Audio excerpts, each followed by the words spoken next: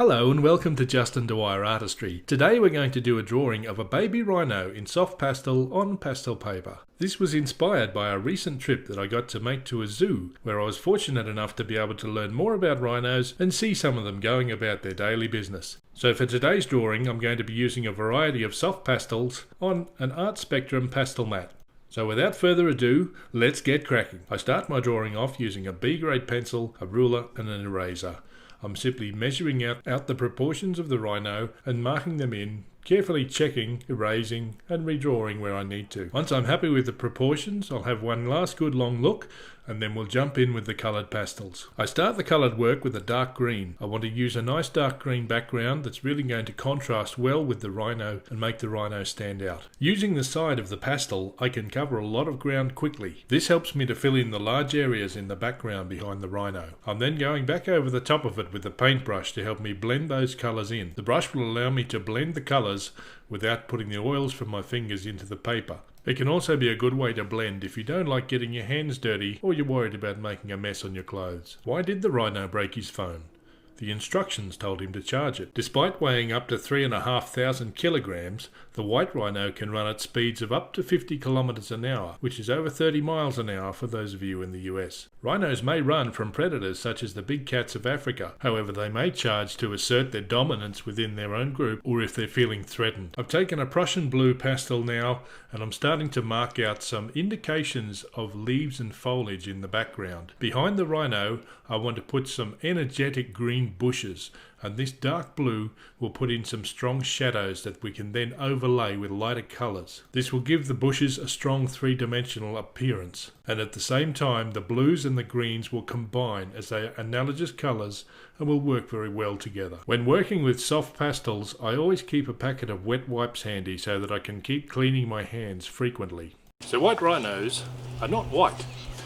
The name comes from their wide upper lip, which in Afrikaans is pronounced very similarly to white.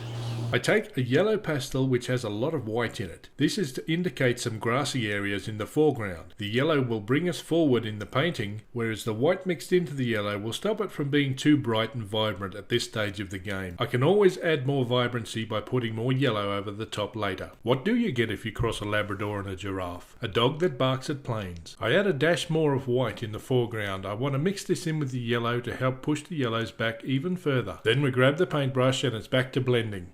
We've got giraffes, we've got elephants, we've got hippos, we've got rhinos, a whole range of things that I can't remember the names of. Native to the savannah. I feel like I'm on a safari. We're not going to shoot anybody, only with the camera. That's the best way.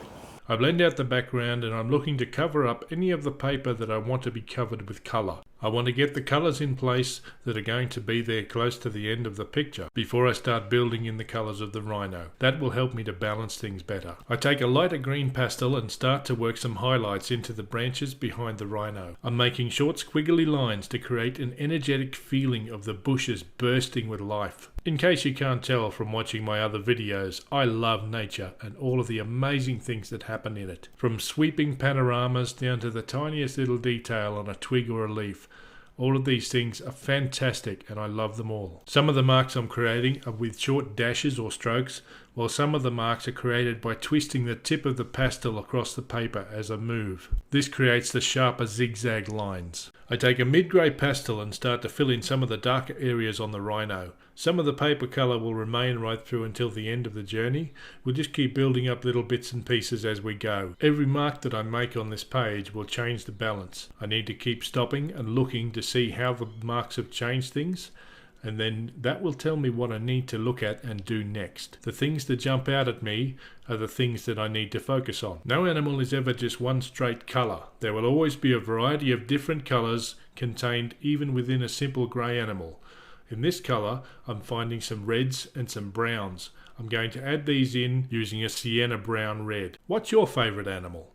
I'm always interested to know what you think, so please leave me a comment below and tell me all about it. If there's something you'd like to see me draw, let me know in the comments and I'll give it a go. If I draw your suggestion, I'll give you a shout out in my video. Back to the drawing, you can see that I've taken up the brush again and I'm blending away. If you're observant, you might even note that I haven't cleaned the brush in between blending the different colours. This will help tie the colours together and will give us a little bit more unity in our drawing. It won't be overly noticeable, but there'll be a little bit of green everywhere, a little bit of brown and grey everywhere, and the whole thing will just blend in together. Once the blending is finished, then we'll come back and we'll start to add in more areas of contrast. You can see that I'm adding in some more reds and browns along the bottom, which will both help tie in the rhino to the surrounding area and also will give some more variation in the foreground and make the picture more visually interesting. Every artwork is a journey. You don't know exactly the steps you're going to take until you take them. It's important to keep looking around and watch out for potholes. I come back into the drawing with some yellow ochre. I'm making short vertical strokes that will simulate the appearance of grass. This will be built up with longer strokes over time and of course blended in. Now back in with some more grey and working in a few of the little lines and areas, trying to define the outline of the rhino a little bit more, just adding some more definition. What time is it when a rhino sits on your fence? It's time to get a new fence, of course. Rhinos have bulls, cows and calves, just like, cows. A group of rhinos together is called a crash, so don't run into them. The rhino's horn is made of keratin, which is the same substance that our hair and fingernails are made from. They can grow up to 7 centimetres a year, and the longest one on record was 150 centimetres long. That's just under 5 feet for our American friends. I'm coming back in over the top of some of my other greys with a newer, lighter grey. We're going to use a lot of different greys in the building up of this rhino. I can't share with you the exact names of each colour because I tend to tear the papers off and throw them in the bin. I find I get the best result out of pastels by building up layers of colours. It's important to keep the different colour groupings separate where possible. In this example, I've got my greys and browns together and my greens and blues together. If I let those colours merge over the top of each other, I'm going to end up with a very muddy colour that's not going to look clean at the end of the drawing. Those sections, if they become blurred in together, will be quite apparent and will never blend in correctly. It will always look like you've made a mistake in your drawing if you get your colours confused and combined in that way. Keeping your colours separate and clean will give you a good result. The white rhino lives in a complex social group.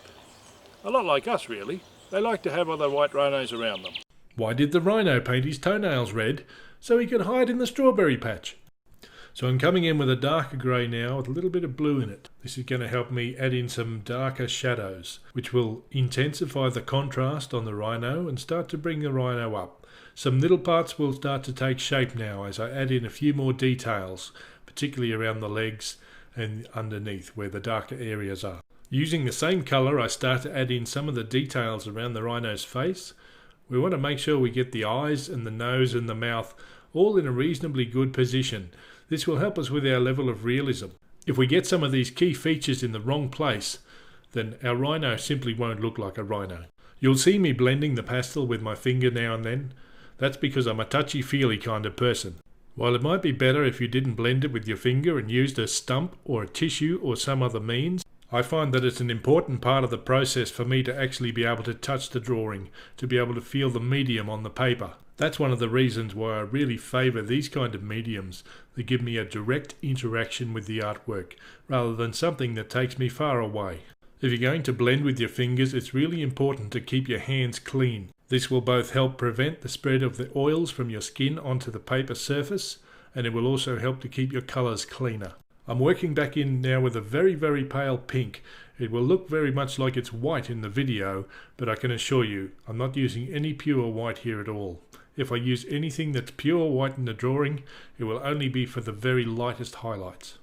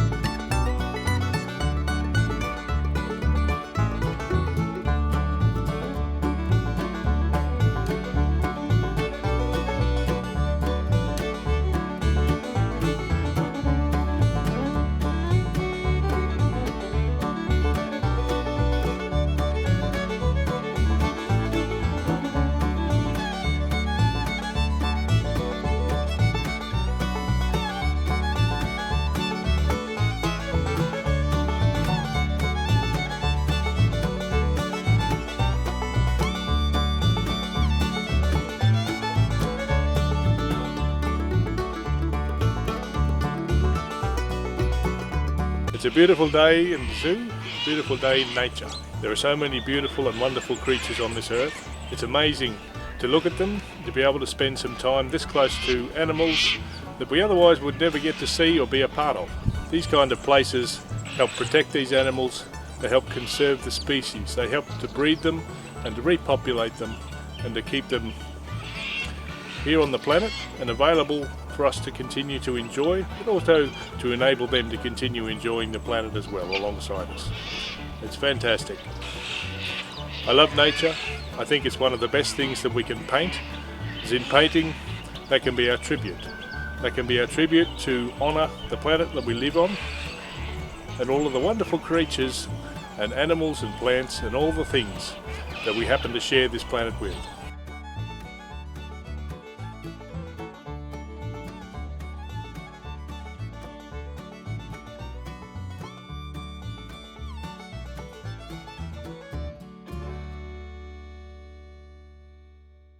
The rhino is taking shape now. It's taking a three-dimensional form. Under the belly is rounded, the rib cage is sticking out. We're starting to see a little bit of definition around the head, the ears, the horn. The shadows that we've added to the legs have helped to bed the legs into the three-dimensional space. The animal is still just floating in the air. The rhino is just sitting there in the middle. It's not quite attached to the ground yet. To get that in place, we have to work on the ground a little bit more and add in some more shadows. I've already got some blues and greens underneath the rhino that will help us to create the effect of a shadow.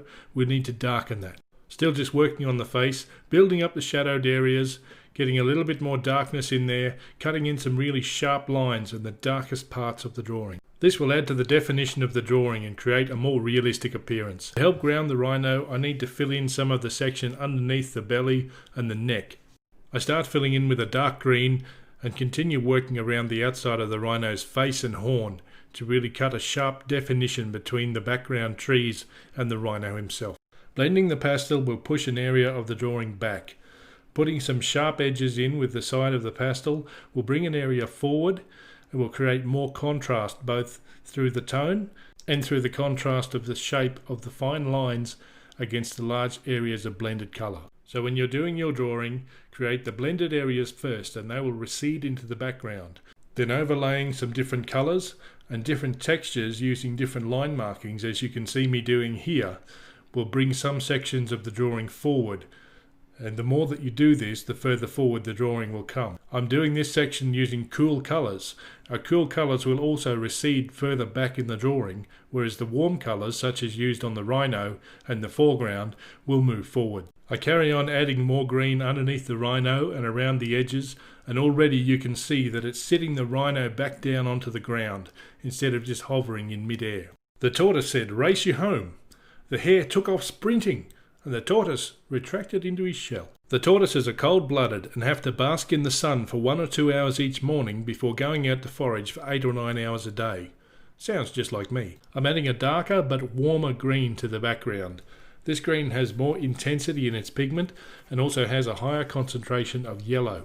I'm using this to add shadows to the highlight areas in the trees in the background. The yellow in the green will help it to come forwards of the other greens that are further back behind it. This will help create the appearance of the highlighted branches standing forward and proud of the other bushes in the back. I move closer to the foreground now, starting marking in some more of the shadows underneath the rhino. This will help to tie him down to the ground.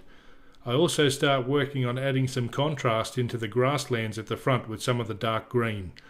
This dark green will eventually be largely covered, but it will add some crucial shadow elements to the foreground which will help us to have a three-dimensional space for the rhino to sit in. How does the elephant get out of a tree? He climbs on a leaf and he waits till it's autumn. There is something about these massive mammals that draws me back again and again.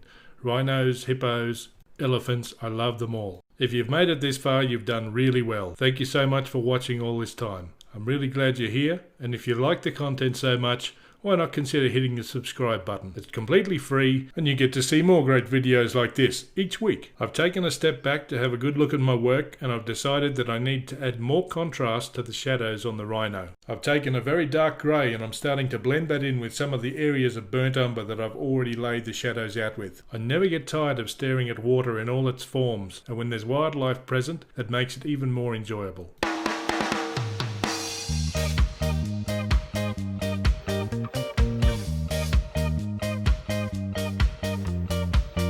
I blend the dark areas on the Rhino, making sure that my lightest highlights are always next to some of the darkest darks. This is what's going to create the strongest contrast, and this is what's going to draw your eye and create the strongest focal points. Strongest contrast creates the strongest focal points, and I want the focal point to be the Rhino. Hippos are the second largest land mammal, only second to elephants. They're even bigger than rhinos. The hippo loves the water though, and spends a lot of time there. I keep going over the dark areas with my dark charcoal colour. I blend these areas in and occasionally will leave a smudge on the edge. I can tidy these up with a kneadable eraser and get a nice sharp clean edge again. Oh dear, will there be any more bad jokes to come in this video? I keep sharpening up the edges next to the highlights. This will keep creating more and more contrast. It's just the same basic principles. Add some contrast, check the drawing, look at what stands out. Is that what I want to stand out? And if not, change it and make it better. And giraffes are the tallest mammals on Earth. Their legs alone are approximately 6 feet tall, or 1.8 meters. A lot of the time I'll start with the darkest areas of a drawing, and then I will add in the lighter areas as I go. On this occasion I've done it the other way around. You can do it any way you want. Why do elephants have wrinkles? Have you ever tried to iron one? Throughout the drawing process I keep stopping and stepping back to take a look. Of course I don't show you this in the video as it would be very boring viewing. I find it very helpful to stop and have short breaks now and then come back with fresh eyes and see what can I see that's different. That really helps me to see mistakes and help me to work out what to do next. Elands have tremendous endurance. They can maintain a trot indefinitely and have the ability to jump over a 1.5 meter fence from a standing start. I don't quite have those same attributes. I'm using a very pale blue to add some highlights to the face of the rhino. You might think that it's white on the video, but it's very pale blue. If I used pure white, it would stand out way too much. A few simple marks will help to capture some of the wrinkles and features of the face. What do you get if you cross a kangaroo with an elephant? Great big holes all over Australia. I want to add a tiny bit of highlight to the side of the rhino, so I'm taking a very small amount of soft pastel off the chalk with my finger. The remainder of this drawing is really just about finicky little details. We add a touch here, a highlight here, an extra bit of dark there, clean something up with the eraser, blend something that looks too sharp. This is the time when it's really critical to step back and have a good look at your work between each action. Every action that you take should be to improve your drawing and give it a better appearance. This colourful creature is called a bongo. It lives in the forests of Africa and its horns can grow up to 1 meter long. Using a very pale yellow, I'm adding some highlights into the trees and the foliage. I will use the same colour to draw in some longer grass stems at the front of the drawing. It will help bed the rhino down into the ground a little bit more firmly. You can spend a lot of time working up the detail in the grass if you want to. However, for my drawing, I just want to keep things quite simple and let the rhino stand out. And there you have it. It's time to turn our tails homeward because the drawing is done. Thanks for watching. Have a wonderful day and bye-bye. Oh wait, there's one more thing. The brave explorer was terrified by a ravenous rhino. He shrieked in fear and tried to flee, quaking with terror, but still nimble like a gazelle. But alas and alack, it was not to be. The ferocious beast he trampled and tore and smashed, and then was appeased.